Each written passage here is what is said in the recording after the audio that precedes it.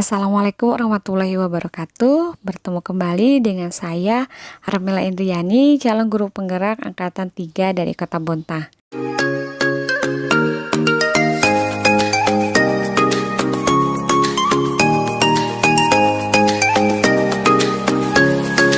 Kali ini saya akan membahas modul 2.1.A.4.1 mengenai eksplorasi konsep.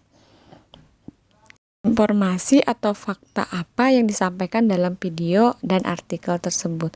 Informasi dan fakta pada tayangan video pertama itu, informasi yang disampaikan adalah tentang pembelajaran berdiferensiasi. Pemetaan kebutuhan belajar murid ada 3 aspek kebutuhan, yaitu kesiapan belajar, minat belajar, dan profil belajar. Dalam pembelajaran modul ini kita akan fokus dalam 3 strategi berdiferensiasi, yaitu diferensiasi konten. Konten itu adalah apa yang kita ajarkan kepada murid-murid kita. Konten dapat dibedakan sebagai tahapan dalam kesiapan, minat, atau profil belajar murid yang berbeda. Bila murid berada pada tahapan pembelajaran dengan konten, maka perlu bahan belajar konten yang abstrak, visual, auditory. Lalu yang kedua adalah diferensiasi proses, yaitu mengacu pada bagian murid akan memahami, memaknai apa informasi atau informasi materi yang dipelajari. Cara melakukannya, diferensiasi proses misalnya kegiatan itu berjenjang, pertanyaannya pemandu atau pengelompokan fleksibel. Dan yang ketiga adalah diferensiasi produk. Produk ini adalah hasil pekerjaan, unjuk kerja yang harus ditunjukkan oleh murid kepada guru yang berkaitan dengan hasil karya pembelajaran atau produk murid yang dapat berwujud karangan, tulisan, hasil tes, pertunjukan, pidato, rekaman, video, foto, dan sebagainya. Lalu diferensi produk ini meliputi 2 hal, yaitu belajar murid, memberikan tantangan atau variasi, lalu memberikan pilihan bagaimana mengekspresikan diri murid. Lalu di video yang kedua, yaitu bahwa lingkungan belajar sangat berpengaruh terhadap kesuksesan implementasi pembelajaran. Nah, pembelajaran berdiferensiasi harus dibangun atas learning community atau komunitas belajar. Karakter komunitas belajar yang menerapkan pembelajaran berdiferensiasi yaitu 1. Orang yang ada di kelas akan menyambut dan disambut dengan baik. Kedua, setiap orang di kelas saling menghargai. Yang ketiga, murid akan merasa aman. Yang keempat, ada harapan bagi pertumbuhan. Yang kelima, guru mengajar untuk mencapai kesuksesan.